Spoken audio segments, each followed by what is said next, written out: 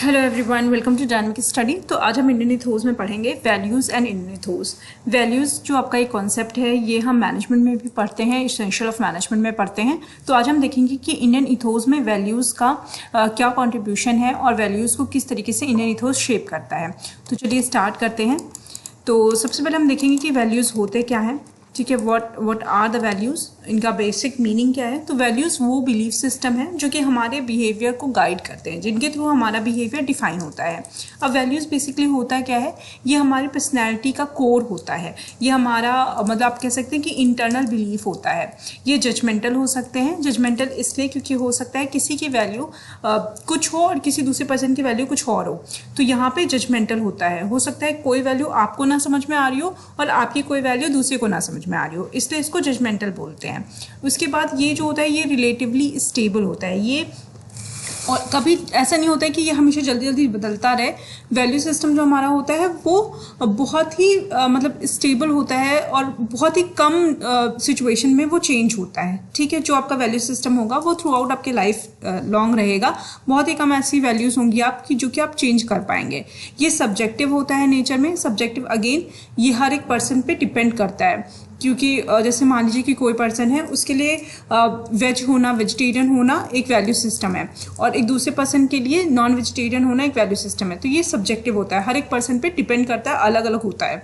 ये होम में कल्चर्ड होता है, होम से ही स्टार्ट होता है वैल्यू सिस्टम, घर से ही स्टार्ट होता है किसी का वैल्यू या वैल्यू सिस्टम। वैल्यूज़ इनकलकेट किए जाते हैं, मतलब कि सीखे जाते हैं, डाले जाते हैं। जो एक छोटा बच्चा होता है उसके अंदर भी वैल्यूज़ को डाला जाता है। ऐसा नहीं होता है कि वो सीख के आया होता है या उसको कहीं से मतलब अपने आप ही पता चल जाता है, ऐसा नहीं होता है, उसको सिखाना पड़ता है। इमोशनली चार्ज्ड होती हैं ये सारी चीज़ें। जो वैल्यू सिस्टम होता है हमारा, ये कहीं ना कहीं बैक्ड विद द इमोशंस होते हैं, जो इससे हमारी धारणाएं या हमारी इमोशंस जुड़े हुए होते हैं। वैल्यूज़ हमेशा सीखे जाते हैं। वैल्यूज़ आर लर्नड, ये सीखे जाते हैं। ये अपने आप से कोई नहीं सीख लेता है, ये सीखे जाते हैं सिचुएशन के साथ साथ। ये हमारे अंदर अपने आप से नहीं होता है। मतलब वैल्यूज़ टैलेंट की तरह नहीं होती है कि अपने आप ही हमारे अंदर हो वो चीज़, या हमारी पर्सनैलिटी के साथ होता नहीं है। ये पहले से हमें नहीं मिला होता है, ये हम सीखते हैं। ठीक है, इसके बाद अगर हम बात करें इंडियन मैनेजर्स की क्या वैल्यू होती है, अगर इंडियन इथोस की हम बात करें तो उसके अकॉर्डिंग क्या वैल्यूज़ बताई गई हैं जो कि इंडियन मैनेजर्स के अंदर होनी चाहिए। तो पहला है रिस्पेक्टफुल। इंडियन मैनेजर्स को अपने एम्प्लॉयज़ के प्रति काफ़ी रिस्पेक्टफुल होना चाहिए। पहला ये इंडियन इथोस बताता है। क्रिएटिविटी होनी चाहिए उनको, किसी भी प्रॉब्लम को एक बहुत ही अच्छे वे में सॉल्व करना, उसको किस तरीके से सॉल्व करें, वो सिचुएशनल जो सोल्यूशंस होते हैं वो प्रोवाइड करना, ये सारी चीज़ें भी आपकी इंडियन मैनेजर्स के अंदर वैल्यू सिस्टम होने चाहिए ये। उसके बाद होता है कमिटमेंट। अगर हम इंडियन मैनेजर की बात करें तो हम उनसे ये उम्मीद करते हैं, इंडियन इथोस या इंडियन वैल्यू सिस्टम ये उम्मीद करता है कि उनके अंदर कमिटमेंट हो towards their job and towards their company. Open mindedness होनी चाहिए उनके अंदर, उनको नैरो माइंडेड नहीं होना चाहिए। Open mindedness towards the change होना चाहिए। अगर कोई चेंज आ रहा है कंपनी में तो वो उनको ईजिली वो एक्सेप्ट कर सकें उस चीज़ को और ग्लैडली वो अपने अंदर चेंजेस ला सकें। नेक्स्ट आपका है purity of mind and heart. Indian value system की अगर हम बात करें तो इसमें बोला जाता है कि हमारा mind and heart and soul हमारा प्योर होना चाहिए। हमें किसी और के अगेंस्ट ग्रज, एंगर, ग्रीड और किसी भी तरीके की प्रॉब्लम्स या सिचुएशन, मतलब इस तरीके के इमोशंस हमारे अंदर नहीं होने चाहिए। हमारे एम्प्लॉयज़ के प्रति हमें ग्रीड या ग्रजेस या फिर कोई हर्टफुल बिहेवियर हमें नहीं करना चाहिए, ना ही कुछ अपने मन के अंदर रखना चाहिए। देन आपका आता है फियरलेसनेस। इंडियन इथोस सिस्टम बोलता है कि मैनेजर्स को फियरलेसनेस होना चाहिए उनके अंदर। उनको सिचुएशंस से या रिजल्ट को लेके उनके अंदर फियर नहीं होना चाहिए। एम्पैथी होना चाहिए, लव होना चाहिए एंड अफेक्शन होना चाहिए। उनको अपने एम्प्लॉयज़ को, अपने सबऑर्डिनेट्स के प्रति एम्पैथी वाला बिहेवियर भी होना चाहिए। निष्काम कर्म के प्रति ध्यान देना चाहिए। इस बारे में मैंने आपको ऑलरेडी कई बार डिस्कस किया है कि हमें कर्म करना चाहिए और उसके फल की चिंता नहीं करना चाहिए, और हमारे मैनेजर्स का भी बिहेवियर ऐसे ही होना चाहिए according to the Indian ethos. Optimistic होना चाहिए इंडियन मैनेजर्स को। उनको भविष्य के बारे में बहुत ही सोच के, बहुत ही ज़्यादा उनको बेटर वे में या ऑप्टिमिस्टिक वे में सोचना चाहिए, ना कि नेगेटिव वे में उनको भविष्य के बारे में, फ्यूचर के बारे में सोचना चाहिए। कामनेस बहुत ज़्यादा ज़रूरी है इंडियन इथोस के अकॉर्डिंग। इंडियन मैनेजर्स में अकाउंटेबिलिटी होनी चाहिए। कोई कार्य कर रहे हैं आप तो उसके प्रति आपकी जो जिम्मेदारी बनती है, जवाबदेही बनती है, वो आपके अंदर होनी चाहिए। ये इंडियन इथोस बोलता है इंडियन मैनेजर्स को लेकर। डेलीगेटर होने चाहिए। ऐसा नहीं होना चाहिए कि सारा कार्य आपने खुद ही ले लिया, सारा काम आपने खुद ही ले लिया और किसी को कोई काम नहीं दे रहे हैं, ये भी आपके अंदर नहीं होना चाहिए। आपको रिस्पॉन्सिबिलिटी को डेलीगेट करना आना चाहिए। तो ये सारे वैल्यू सिस्टम है इंडियन मैनेजर्स की। इसके बाद अगर हम बात करें कि वैल्यूज़ का किन किन स्टेक होल्डर्स पे इम्पैक्ट पड़ता है, तो अगर आपकी कोई कंपनी है, आपकी ऑर्गेनाइजेशन है, उसकी अपनी वैल्यू सिस्टम है, तो आप किसको किसको इन्फ्लुएंस कर सकते हैं। तो आप अपने एम्प्लॉयज़ को इन्फ्लुएंस कर सकते हैं, अपने कस्टमर्स को इन्फ्लुएंस कर सकते हैं अपनी वैल्यू सिस्टम से। एम्प्लॉयज़ को कैसे, अगर आपके ऑर्गेनाइजेशन में एक अच्छा एनवायरनमेंट है, वहाँ पे आपके वैल्यू सिस्टम को फॉलो किया जाता है, एक अच्छी वैल्यू सिस्टम है वहाँ पे, तो आपके एम्प्लॉयज़ ऑटोमेटिकली वहाँ पे काम करना चाहेंगे और उनको आप काफ़ी लंबे टाइम तक रिटेन कर पाएंगे। कस्टमर्स की अगर हम बात करें, अगर आपका बिजनेस अच्छा है, सस्टेनेबल बिजनेस है, आप एनवायरनमेंट के बारे में सोचते हैं, आप एक बेटर बिजनेस बना के चल रहे हो, तो आपके कस्टमर भी आप रिटेन कर पाएंगे।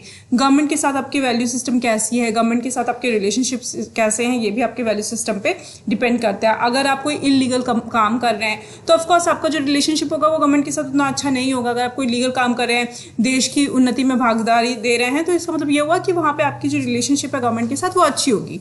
कॉम्पिटिटर्स के साथ आपका एक हेल्दी कॉम्पिटिटिवनेस है वहाँ पे कि नहीं है।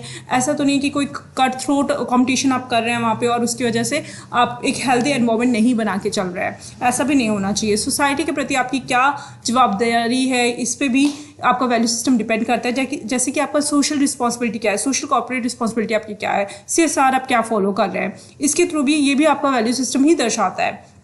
एक चीज़ और CSR से मुझे यहाँ पे एक पॉइंट मैं आपको ये बताना चाहती हूँ कि देखिए, जो हम इंडियन इथोस की बात करते हैं, तो कहीं कहीं पे इंडियन इथोस में CSR भी पढ़ाया जाता है।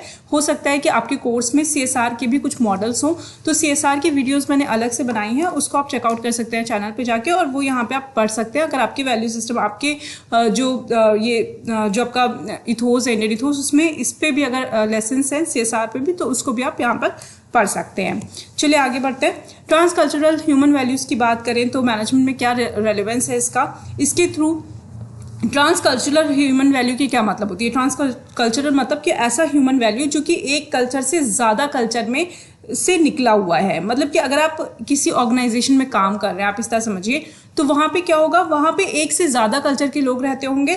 तो हमारा जो सिस्टम होना चाहिए, जो मैनेजमेंट का सिस्टम होना चाहिए, वो ऐसा होना चाहिए जहाँ पे एक कल्चर से ज़्यादा कल्चर की वैल्यू सिस्टम को भी हमने अडॉप्ट कर रखा है। ठीक है, इससे क्या होता है, क्रेडिबिलिटी बढ़ती है स्टेक होल्डर्स के बीच में, बेसिक ह्यूमन वैल्यूज़ डेवलप होती है, लोग आपस में एक पॉजिटिव बिहेवियर करते हैं और पॉजिटिव एनवायरनमेंट में रहते हैं, डिसीजन मेकिंग में हेल्प मिलती है, प्रॉफिट मेकिंग में हेल्प मिलती है, एम्प्लॉयज़ की क्रेडिबिलिटी इंक्रीज होती है, ऑब्जेक्टिव्स हमारे क्लियर होते हैं, एंड सेल्फ डिसिप्लिन भी हमारा बना रहता है।